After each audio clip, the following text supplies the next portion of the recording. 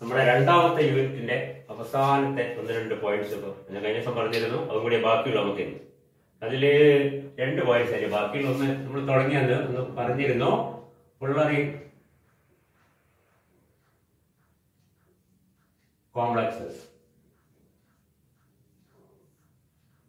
ഫുള്ളറി എന്താ നമ്മൾ കഴിഞ്ഞ ക്ലാസ് പറഞ്ഞു കഴിഞ്ഞു. നമുക്കറിയാവുന്ന കാര്യമാണ്. electrons of carbon with different formula like C60, C72, C22 മുതൽ തുടങ്ങുന്നുണ്ട്. ഏറ്റവും പ്രധാനപ്പെട്ടത് C60 ആണ്. നമ്മളറിയാം അതിന്റെ പേര് ബക്ക് മിസ്റ്റർ ഫുള്ളറിൽ നിന്നാണ്. ഒരു ഫുട്ബോൾ ടൈപ്പ് മോളിക്യൂളാണ്. It contains only carbon atoms and they are formed by a large number of 5-membered and 6-membered rings. 5-membered rings കുറവാണ്.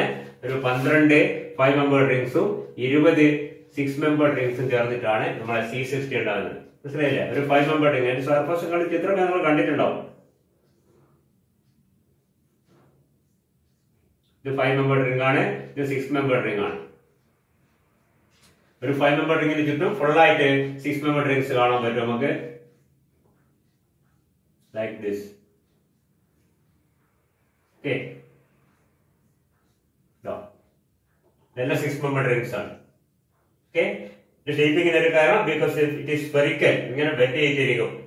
And there are alternative single and double bonds. ഇതാണ് structure നമ്മൾ പറയേണ്ട ആവശ്യമില്ല. And it is seen that this fullerene forms a large number of complexes with metals.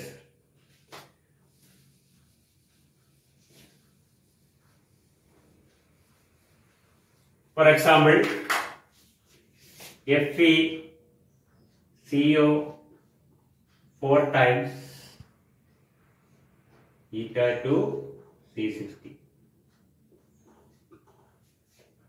Eta 2 C60, 60 carbon per second എങ്കിലും it is a 2 electron donor and it is just isoelectronics with FeCO5. നമുക്കറിയാം FeCO5 ഒരു 18 electron complex ആണ്. അതേപോലെ FeCO4 രണ്ടൊരു carbon monoxide പോയി അതിന് പകരം ഒരു 2 electron donor ആയ C60 വന്നത് മാത്രമേ ഉള്ളൂ. ഇങ്ങനത്തെ ഒരുപാട് കോംപ്ലക്സസ് ഫോം ചെയ്യുന്നുണ്ട്. പല ടൈപ്പ് കോമ്പൗണ്ട്സ് ഫോം ചെയ്തിട്ടുണ്ട്. ട്രാൻസിസ്റ്റർ മെറ്റൽസ് ആരുമായിട്ട് ഫുള്ളറിൻസ് ആയിട്ട് പല ടൈപ്പ് ഫുള്ളറിൻ നമ്മൾ C60 എക്സാമ്പിൾ ആയിട്ട് എടുക്കുന്നേ ഉള്ളൂ. there are large number of other fullerenes also with which many metal ions are bound to form complexes.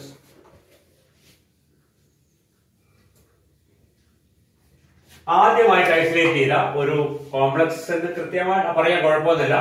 ഓസ്മിയത്തിന്റെ ഒരു ഡെറിവേറ്റീവ് ആണ്. That is OSO4 eta 2 C60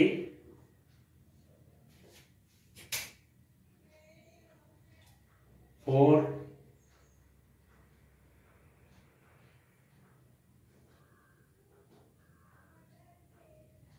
tertiary butyl pyridine.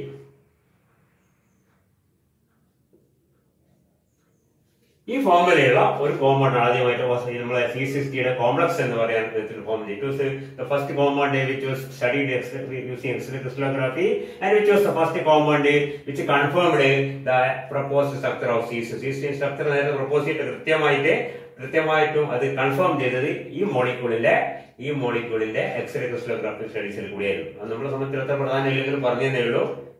അപ്പൊ ഇതിൽ ശരിക്കും പറഞ്ഞാല് ഒരു C60 മോള് ഓരോ പ്രാവശ്യം C60 നമുക്ക് വരക്കാനൊന്നും പറ്റില്ല. വെരി കോംപ്ലക്സ് സ്ട്രക്ചർ ആണ്. C60 മോളില് you can see that OSO4 osmium, ഒരു ഓക്സിജൻ, രണ്ടാം ഈ ഓക്സിജൻ മാത്രമാണ് ഇതുവരെ കണക്ട് ചെയ്യുന്നത്. ഡയറക്റ്റ് ആയിട്ട് മെറ്റലിന് ഇതുമായിട്ട് കണക്ഷൻ ഒന്നുമില്ല. And other 2 oxygens also OSO4. Then there are 4 tertiary butyl pyridine. Tertiary butyl pyridine എന്ന് പറഞ്ഞാല് 4 ഇല്ല 2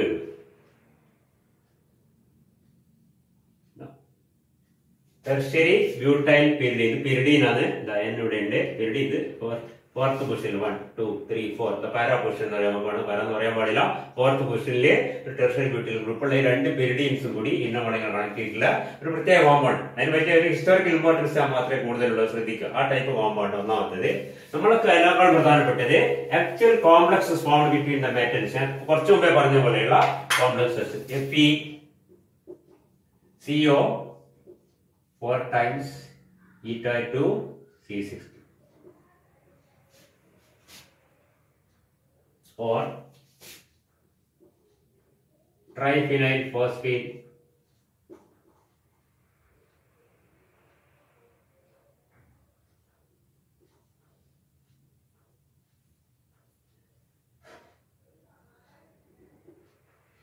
thrice platinum and again eta2 C60 ഇതുപോലുള്ള കോമ്പൗണ്ട്. അല്ലെങ്കിൽ ഇതാ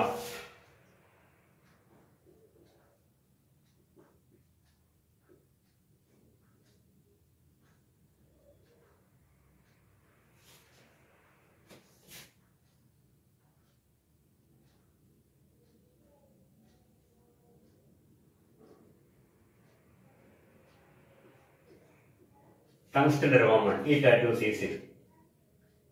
ഇവിടെ നമുക്കറിയാം, ഇവിടെ ശരിക്കും നോക്കിക്കഴിഞ്ഞാൽ ഇതിന്റെയൊക്കെ ഇലക്ട്രോൺ കൗണ്ടർ നോക്കിക്കഴിഞ്ഞാൽ electron count eta2 C60 2 electron മാത്രമേ ചെയ്യുന്നുള്ളൂ.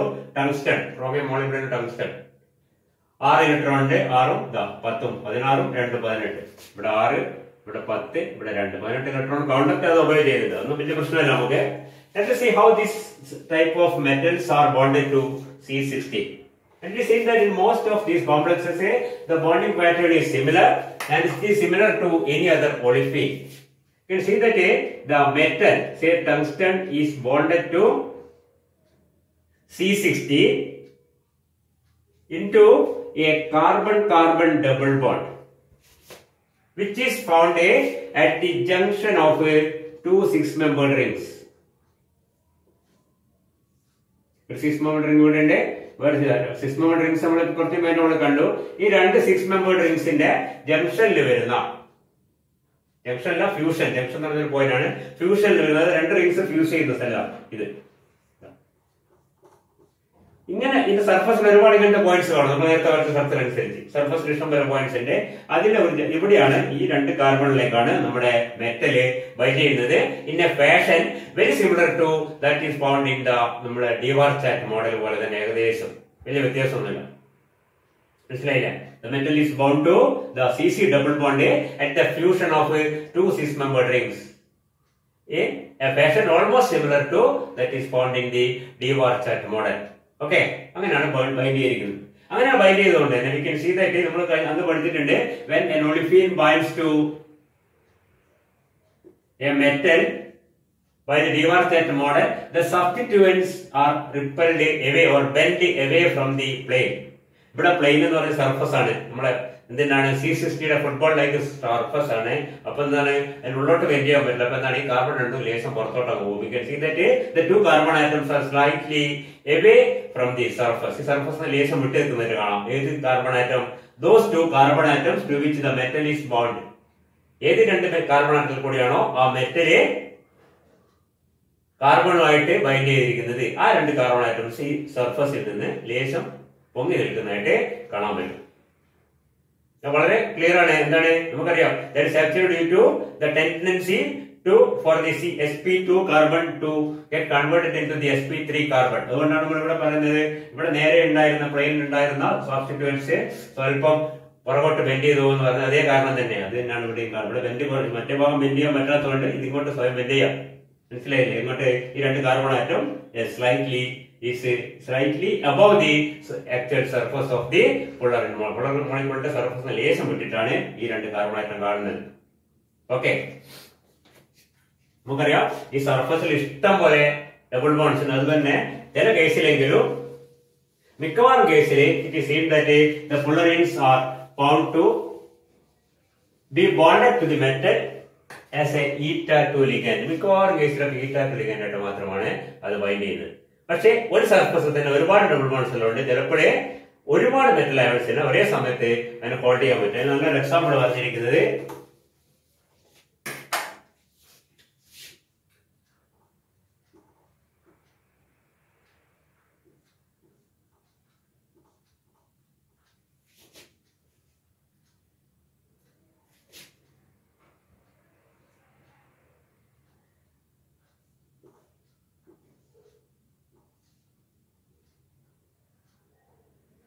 like this.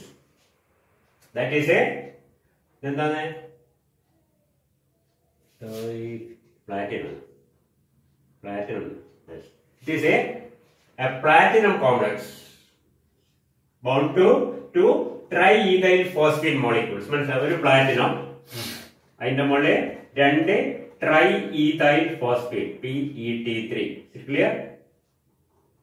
എന്നിട്ടോ അങ്ങനത്തെ ആറെണ്ണം സ്ക്വയർ ബ്രാക്കറ്റ് അങ്ങനത്തെ ആറെണ്ണം ഈ C60 എന്താണ് സ്ഫിയറിന്റെ മുകളിൽ കണക്ട് ചെയ്തിരിക്കുകയാണ്. C60 അങ്ങനത്തെ. So you can see that one C60 molecule hold 6 such complex എന്ന് പറഞ്ഞാൽ 6 such fragments on its surface, and it is seen that it is beautifully arranged so that the 6 platinum atoms are found to be exactly like this, 2 along x-axis, 2 along y-axis, and 2 octahedrals. വളരെ കൃത്യമായിട്ട് എവിടെയൊന്നല്ല.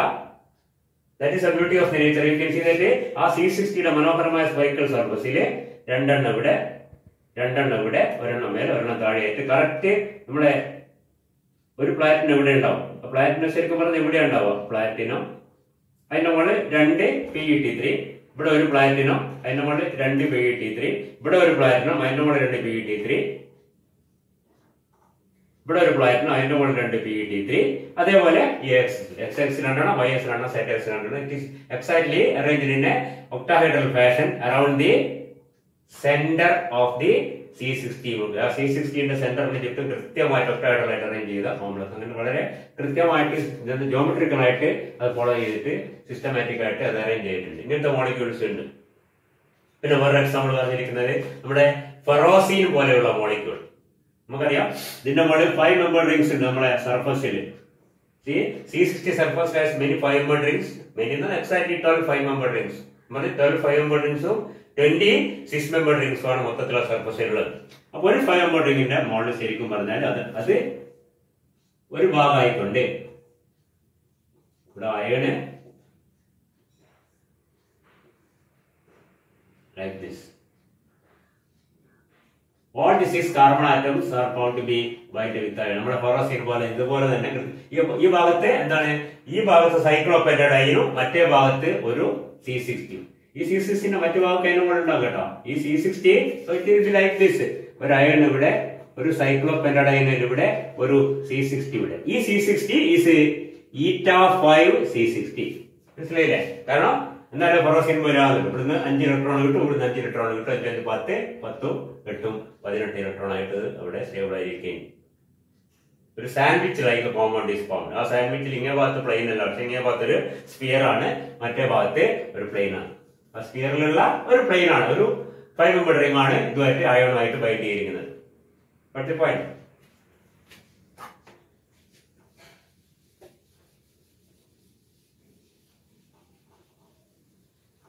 C60 മാത്രമല്ല, മറ്റു പല compound C72 C72 forms sequence eta2 C72 IR Cl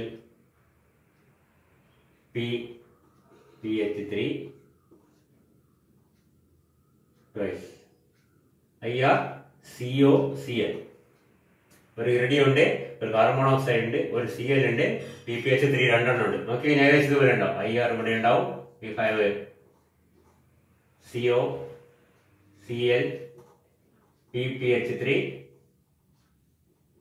PPH3 and 1 C60. That is again eta2. ഈ type complex ഇവിടെ C60 അല്ല, sorry C72 ആണ്. വേറെ ഫുള്ളറിൻ ആണ് C72. ഓക്കെ, ഈ ഞാൻ പറഞ്ഞ C22 മുതൽ C22 C40 C60 C70 72 C80 C120 എന്നിട്ട് ഒരുപാട് ഡിഫറെന്റ് ടൈപ്സ് ഓഫ് ഫുള്ളറിൻസ് ഉണ്ട്. വളരെ കോമൺ ആയതാണ് നമ്മൾ നേരത്തെ പറഞ്ഞ ബക്മിൻസ്റ്റർ ഫുള്ളറിൻ ഓർ C60. ഇത് ഫോം ചെയ്യുന്ന കോംപ്ലക്സുകളും അതിന്റെ കൂടെ തന്നെ ഇതുപോലെ ഫോം ചെയ്യുന്ന കോംപ്ലക്സുകൾ ഇഷ്ടം പോലെ ഉണ്ട് എന്ന് മനസ്സിലാക്കുക. പിന്നെ വേറെ ടൈപ്പ് കോംപ്ലക്സ് ഉണ്ട്, that is with encapsulated metals. ക്യാപ്സുലിനുള്ളിലാക്കിയിരിക്കുന്നത്. ഈ സ്പിയർ നമ്മളെ ഫുള്ളറിന്റെ സ്പിയറിന്റെ ഉള്ളിൽ ചില മെറ്റൽസ്, ഫോർ എക്സാമ്പിൾ അതിന്റെ ഫോർമുല എഴുതുന്നത് എങ്ങനെയാണ്? അതിന്റെ ഫോർമുല നമ്മൾ എഴുതുന്നത് കോംപ്ലക്സ് ആണെങ്കിലും യുറാനിയം അറ്റ് സി എന്ന് പറഞ്ഞാൽ ഒരു C60 സ്ഫിയറിന്റെ ഉള്ളിലെ ഒരു യുറാനിയം ആറ്റം കുടുങ്ങിപ്പോയില്ല. മനസ്സിലായില്ല? വേറെ ലിഗൻസ് ഒന്നുമില്ല. Uranium atom is found to be encapsulated. വാക്ക് പറയുന്നുണ്ടോ? എൻകാപ്സുലേറ്റഡ്. ക്യാപ്സ്യൂളിന്റെ ഉള്ളിൽ നമ്മുടെ ക്യാപ്സ്യൂളിന്റെ ഉള്ളിൽ മരുന്നുണ്ട്. അതേപോലെ ഈ ക്യാപ്സ്യൂളായ ഫുള്ളറിന്റെ ഉള്ളിൽ uranium atom encapsulated in S fullerene ring, fullerene sphere, a uranium atom is there. മനസ്സിലായില്ലേ? Or say scandium.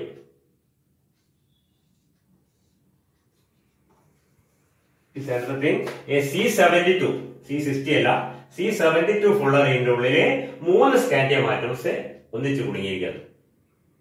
അതേപോലെ ലന്താനം at ഇങ്ങനെ തന്നെ ഫോമുല സാധനം ലന്താനം at C72 ഇങ്ങനെ തന്നെ എഴുതുന്നതിന്റെ ഫോമുല നമ്മൾ കോംപ്ലക്സ് എഴുതും പോലെ എന്താണ് LaC72 എന്ന് എഴുതിയാൽ സംഗതി തീരെ ക്ലിയർ ആവില്ല.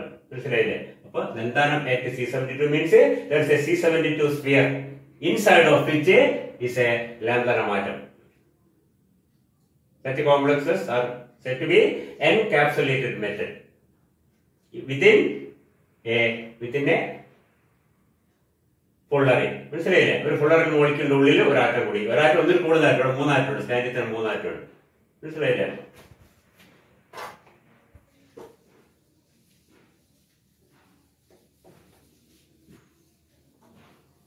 അങ്ങനത്തെ ഉണ്ടാക്കാൻ കുറച്ച് ബുദ്ധിമുട്ടാണ്. They are usually obtained by the laser induced vapor phase condensation. Laser ഉപയോഗിച്ച് അതിനെ വേപ്പറൈസ് ചെയ്ത് കണ്ടൻസ് ചെയ്യുമ്പോഴേ ഇത് കണ്ടൻസ് ചെയ്ത് മറ്റേ C70 C62 ഒക്കെ ആകുമ്പോഴേ അതിൻ്റെ ഉള്ളിൽ ഒരു ആറ്റം എങ്ങനെയെങ്കിലും അപകടകരമായിട്ട് കുടുങ്ങി പോകുന്ന പോലെയാണ് ശരിക്കും. എന്താണ്? Laser induced vapour face condensation. Laser induced vapour, laser ഉപയോഗിച്ച് വേപ്പറൈസ് ചെയ്യാം. മെറ്റലിനെ വേപ്പറൈസ് ചെയ്യാം, മറ്റൊന്ന് നേരത്തെ കാർബണിനെ വേപ്പറൈസ് ചെയ്യാം. ഇത് രണ്ടും കൂടി എന്താണ് കണ്ടൻസ് ചെയ്തിട്ട്, മനസ്സിലായില്ലേ? കണ്ടൻസ് ചെയ്തിട്ട് സോൾഡിഫൈ ചെയ്യുമ്പോൾ ഈ C60 C72 ഒക്കെ ഫോം ചെയ്യും. ആ കൂട്ടത്തില് ഒരു ഒന്നിൽ കൂടുതൽ ആറ്റംസ് അതിലെടുക്കെ ഉൾക്കൊണ്ടു പോകും, അല്ലെങ്കിൽ കുടുങ്ങി പോകും. അങ്ങനെ വരുന്നതാണ് ഈ പറഞ്ഞ എൻകാപ്സുലേറ്റഡ് മെറ്റൽസ്. ഇങ്ങനെ പല type fullerene complexes are there. അത്രയും മനസ്സിലാക്കി പലപ്പോഴും നിങ്ങൾ ചോദിച്ചാൽ തന്നെ ഒരു നോട്ട് എഴുതാനാണ് ചോദിക്കുക. ഓക്കെ, പിന്നെ ഒരു ലാസ്റ്റ് പോയിന്റ്, അത് വളരെ സിമ്പിൾ ആണ്. ഫ്ലക്ഷണാലിറ്റി. ഫ്ലക്ഷണൽ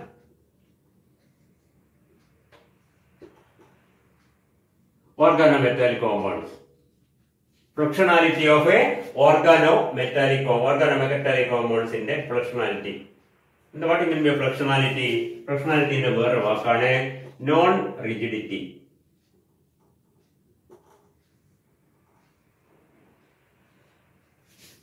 Okay, remember a water molecule. It is a rigid molecule. After a rigid atom, you can see that if you define the position of an oxygen atom, the position of hydrogen atoms are also fixed. നമുക്കറിയാം ചെറുതായിട്ട് ഈ ബോഡിന്റെ വൈബ്രേഷനും അല്ലെങ്കിൽ റൊട്ടേഷനും ഇതൊക്കെ ഉണ്ടാവുമെങ്കിലും മൊത്തത്തിൽ it is considered to be a rigid molecule. The relative positions of the atoms are fixed. And there are a large number of molecules in which you cannot fix the position. For example, very simple example is our ferrocene itself.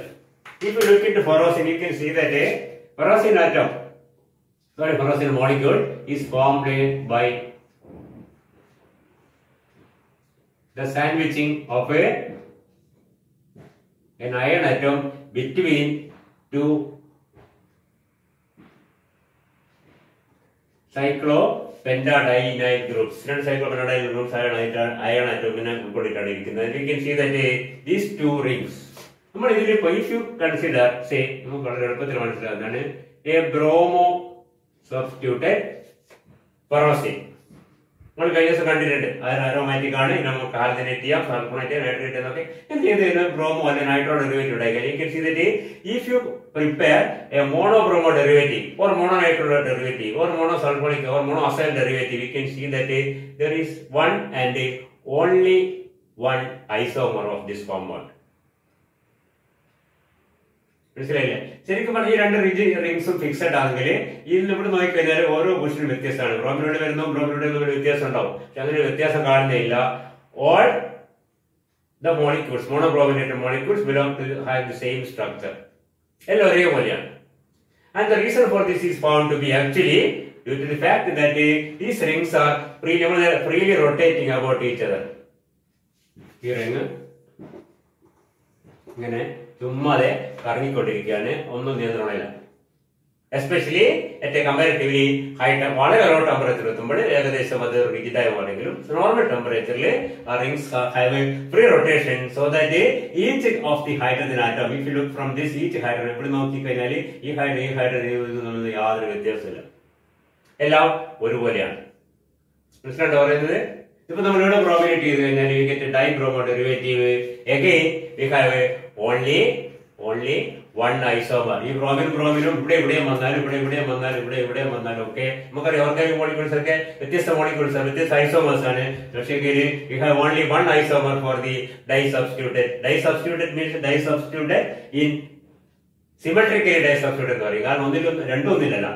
രണ്ട് ബ്രോമിന് ഒരു റിംഗിലല്ല, രണ്ട് ബ്രോമിന് രണ്ട് റിംഗിൽ വന്നു കഴിഞ്ഞാല്, രണ്ട് methyl group രണ്ട് റിംഗിൽ വന്നു കഴിഞ്ഞാലോ അല്ലെ രണ്ട് ആൽക്കൈൽ അസൈൽ ഗ്രൂപ്പ് വന്നു കഴിഞ്ഞാലോ അതിനൊക്കെ ഒരൊറ്റ ഐസോമർ മാത്രമേ ഉള്ളൂ. കാരണം എന്താണ്? ഇത് ഫ്രീലി റൊട്ടേറ്റിംഗ് ആണ്. മനസ്സിലായില്ലേ? Such a behavior is known to be non-rigidity of the molecule, or it is called a fluxionality of the molecule. Fluxionality എന്ന് പറഞ്ഞാൽ ഇതിന്റെ അർത്ഥം മനസ്സിലായല്ലോ?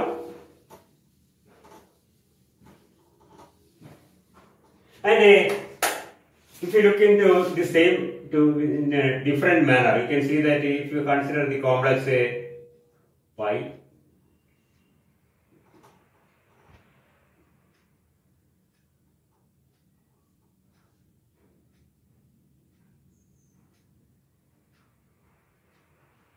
Fp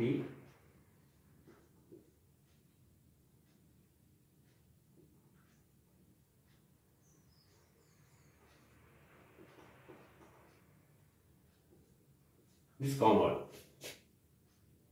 Now compound details you can see that an iron is at the center and we have an eta 5 C5H5 here.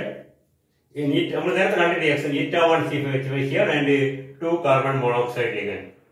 But if you consider this, that is a iron sigma C5H5 eta 1 C5H5 one.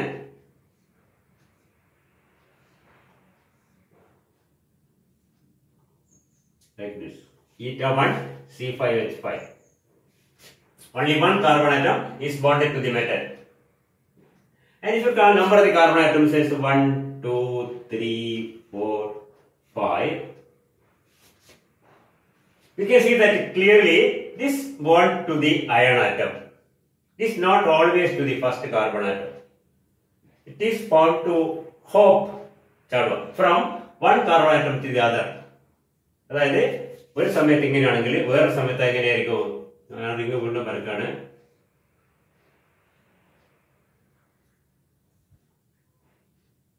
ഇത് 1, ഇത് 2, ഇത് 3, ഇത് 4, ഇത് 5. ഇവിടുത്തെ പോലെ യാതൊരു വ്യത്യാസമുള്ളതായിട്ട് നമുക്ക് കാണാം. വേറെ ഇൻസ്റ്റന്റില് ഇതിങ്ങനെ ഉണ്ടാവും, ഇങ്ങനെ ഉണ്ടാവും. മനസ്സിലായില്ലേ? അതായത് the bond of iron is with the second carbon atom. അടുത്ത ഇൻസ്റ്റന്റില് അത് ഇങ്ങനെയായി മാറും.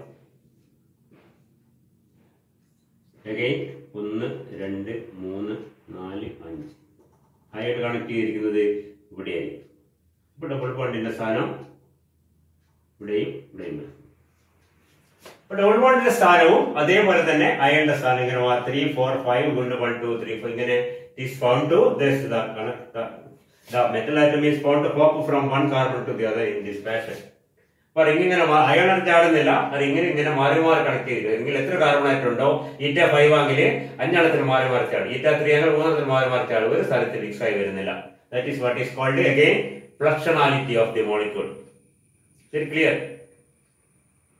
ബാക്കി ഭാഗമൊക്കെ അവിടെ ഉണ്ടാവും. അല്ലെങ്കിൽ 2 കാർബൺ മോണോക്സൈഡ് ഉണ്ടാവും, ഒരു C5H5 ഉണ്ടാവും. C5H5 ഒരു ചാട്ടം പറ്റില്ല. കാരണം എന്താണ്? It is already connected to all the 5 carbon atoms. Then our theta one ഒരു കാർബൺ ആറ്റം, അത് ഏത് പ്രത്യേക കാർബൺ ആറ്റം നമുക്ക് ഒരു നിമിഷം പറയാൻ പറ്റില്ല. കാരണം അതിങ്ങനെ മാറിക്കൊണ്ടേയിരിക്കും.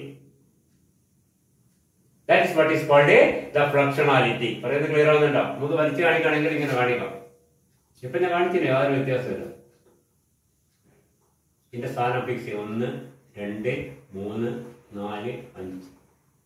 ഒരു സമയത്ത് മെറ്റൽ ആറ്റം ഇവിടെ കണക്ട് ചെയ്തിട്ടുണ്ട്. അപ്പൊ ഡബിൾ ബോണ്ട് ഇവിടെയും ഇവിടെയും വരും. അടുത്ത സമയത്ത് എന്തായി മാറും?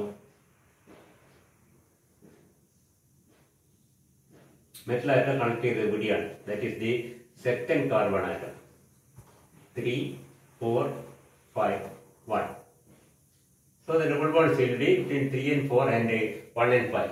And to the next instant we can see that the metal atom is connected to the third carbon atom here.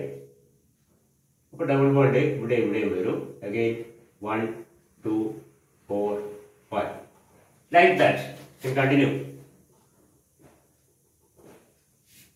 This is actually the fluxionality of the molecule.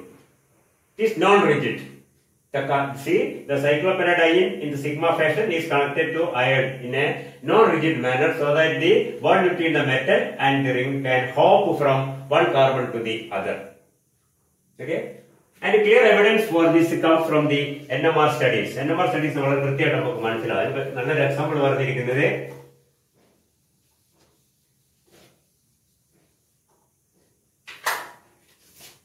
C8H8. That is a cyclooctatetra നമുക്കറിയാം.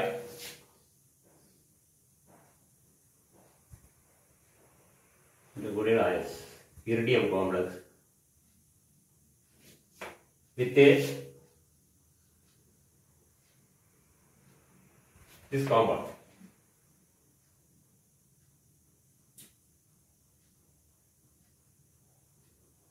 You see that if you take the NMR spectrum of this compound, you get only a single peak for all the 8 protons of the C8H8 fragment. C8H8 fragment in the protons in the ഭാഗത്തുള്ള protons represent ചെയ്തുകൊണ്ട് ഒരേ ഒരു peak മാത്രമേ നമുക്ക് കിട്ടും. ഇവിടെ ആകെ protons വേറെ ഇല്ല, നോ അതർ പ്രോട്ടോൺസ്. പിന്നെ ആകെ ഒരു പീക്ക് കിട്ടുന്നുള്ളൂ. At ordinary temperature get only 1 peak. അതെപ്പോഴാണ് കിട്ടുക? അത് കിട്ടുന്ന സാധാരണ ഗതി നമുക്കറിയാം, ഈ ഇറിഡിയവും എല്ലാ കാർബണുമായിട്ട് ഒരേപോലെ ബോണ്ട് ചെയ്താൽ മാത്രമേ അങ്ങനെ കിട്ടൂ. That means this C8H8 should be eta 8. Eta 8 ആണെങ്കിൽ all the 8 carbon atoms are bound to iridium in the same fashion. Then only we expect a single line to be obtained for all the protons of the C8H8 fragment. C8H8 fragment എല്ലാ പ്രോട്ടോൺസിനും ഒറ്റ signal മാത്രം കിട്ടണമെങ്കിൽ എല്ലാ പ്രോട്ടോൺസും identical ആയിരിക്കണം. നമുക്കറിയാം equivalent ആയിരിക്കണം. Equivalent ആവണമെങ്കിൽ എന്ത് വേണം? It should be C8H8.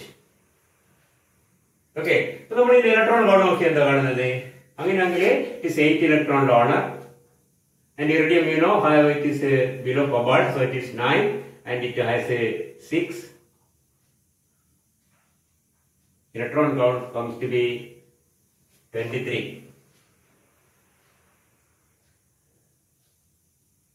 വളരെ കൂടുതലാണ്. And we can see that അവിടെ കുഴപ്പമൊന്നുമില്ല, അങ്ങനത്തെ കോമ്പൗണ്ട്സ് ഒക്കെ ഉണ്ട്. We can see that if the NMR spectrum is recorded at lower and lower temperature. നമ്മൾ നോർമൽ ടെമ്പറേച്ചർ ആണ് ഈ പറഞ്ഞ സിംഗിൾ പീക്ക് കാണിക്കുന്നത്. കുറച്ച് കഴിയുമ്പോൾ ടെമ്പറേച്ചർ കുറയുന്നതനുസരിച്ച് അതിങ്ങനെ ബ്രോഡായി വരുന്ന കാണാം peak. And at sufficiently low temperature you can see that it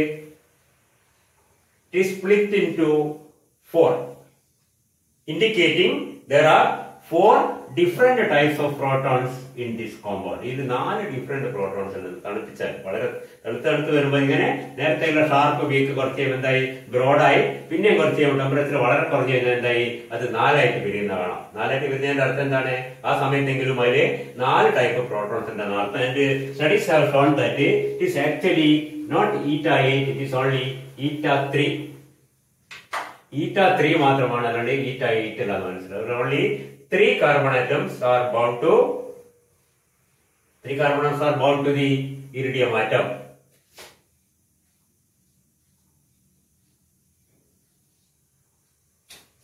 Sorry.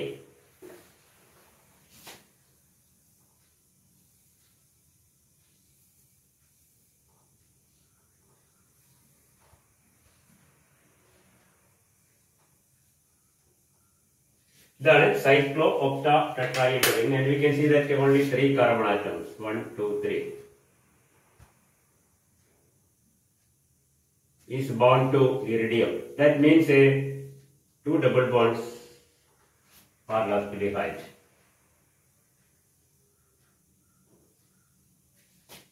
അപ്പോൾ എന്താ സംഭവം ഉണ്ടാവും? അപ്പോൾ യു ക്യാൻ സീ ദാറ്റ് ഈ രണ്ട് പ്രോട്ടോണും ഒരേപോലെ ഇരിക്കും. ഇത് രണ്ട് വ്യത്യാസം ഉണ്ടായി, ഇത് വ്യത്യാസമായി, ഇതും വ്യത്യാസമായി. Now we have a ഇവിടെ ഇങ്ങോട്ട് നോക്കി ഇറിഡിയം നോക്കിക്കഴിഞ്ഞാൽ ഓരോ ഈ രണ്ട് proton is closer to iridium, it is somewhat away, it is still far away, and it is the farthest. And we can see that there are 4 different types of protons in this fashion. പെട്ടെന്ന് മനസ്സിലാകുന്നുണ്ടോ? 4 carbon atom മാറിക്കഴിഞ്ഞാൽ ഇതേപോലെ ഉണ്ടാവും. ഇതാണ് യഥാർത്ഥ structure. പക്ഷെ എന്തുകൊണ്ട് higher ടെമ്പറേച്ചറിൽ ഒറ്റ പീക്ക് കാണിക്കുന്നു? At higher temperature we can see that there is this type of a fluxionality in the molecule. ഞാൻ നേരത്തെ പറഞ്ഞു മോളിക്യൂൾ എനർജി കുറയുമ്പോൾ ഫ്ലക്ഷണാലിറ്റി കുറയും, റൊട്ടേഷൻ കുറയും. സ്വാഭാവികമായിട്ടും അത് കുറയുന്നതിനനുസരിച്ച് പ്രോട്ടോൺസ് തമ്മിൽ ഇതേ വ്യത്യാസം വരുന്നതായി തോന്നും. പീക്ക് ആവും. And if it is very low we can see that the protons become distinguishable from ഇങ്ങനെ റൊട്ടേറ്റ് ചെയ്തുകൊണ്ടിരിക്കാൻ എല്ലാ പ്രോട്ടോൺസുകളും റൊട്ടേറ്റ് ചെയ്യുന്നില്ല, റിജിഡായി നിൽക്കുകയാണെങ്കിൽ ഇതിൽ 4 ടൈപ്പ് പ്രോട്ടോൺസ് ആയിട്ട് നമുക്ക് മനസ്സിലാവും. There are 4 types of protons. θ3 അല്ല θ4 ആണ് കേട്ടോ. 4 കാർബൺ, കാരണം 4 ഡബിൾ ബോണ്ട് ഉണ്ടായിരുന്നു. ഈ 2 ഡബിൾ ബോണ്ട് മാത്രമേ അതിൽ ഇൻവോൾവ് ആവുന്നുള്ളൂ. അപ്പൊ എന്താണ് 8 8ന് പകരം 4 ആവുന്നോ 13 19 അത് കുഴപ്പമില്ല. 2 ഡബിൾ ബോണ്ട് പോയി 2 ഡബിൾ ബോണ്ട് മാത്രമേ ഇതിലുള്ളൂ. മനസ്സിലായില്ലേ? And we can see that here if it is non-rigid there are 4 different carbon atoms, and if it is rigid there are 4 different carbon, and if it is non-rigid there is only one type.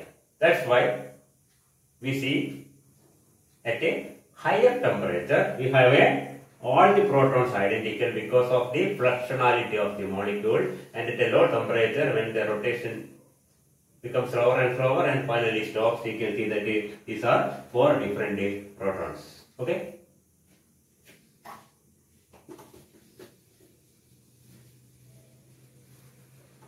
അപ്പോൾ അതോടുകൂടി ഈ ഭാഗം അവസാനിച്ചു.